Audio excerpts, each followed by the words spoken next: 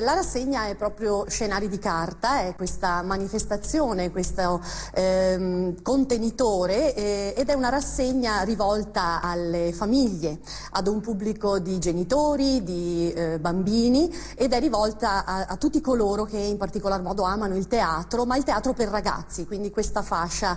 Che differenza c'è? Perché spesso quando si parla di teatro per ragazzi si pensa a degli spettacoli più facili, più semplici, invece non come è se così. i ragazzi o i bambini non fossero in grado di capire determinate anzi. sfumature. Invece è molto più complicato fare teatro per ragazzi. Sì. Perché? Ci può spiegare la differenza? Sì, il teatro per ragazzi ha delle sue precise competenze e anzi, proprio perché si tratta di rivolgersi alle nuove generazioni, è necessario avere dei linguaggi di stile, delle attenzioni particolari proprio per far arrivare un determinato messaggio al posto di un altro.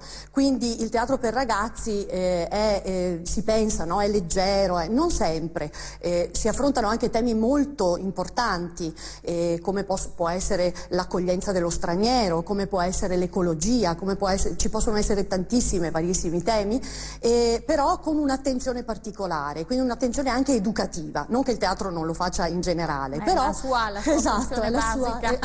sua peculiarità. L'antica Roma, l'antica Grecia infatti, ce lo insegnano, vivevano anche di questo, e il teatro di prosa si differenzia proprio dal teatro ragazzi perché è rivolto a un pubblico più adulto, quindi proprio nella specificità alle persone che hanno dai 18 anni in su, insomma. Quindi. Lei diceva il teatro per ragazzi necessita di tecniche espressive, di un linguaggio consono al linguaggio dei ragazzi. Qual è il linguaggio dei giovani oggi? Qual è la tecnica espressiva? Sì. Perché magari ne traiamo anche noi un insegnamento nel proporre la comunicazione, visto che spesso dall'altra parte della telecamera ci sono dei ragazzi. Come fare a raggiungere con un adeguato linguaggio dando l'informazione? Sì, indubbiamente i ragazzi oggi hanno un impatto con tutte le forme che sono legate alla tecnologia, no? Quindi cose che anni fa non c'erano, quindi i ragazzi hanno proprio una capacità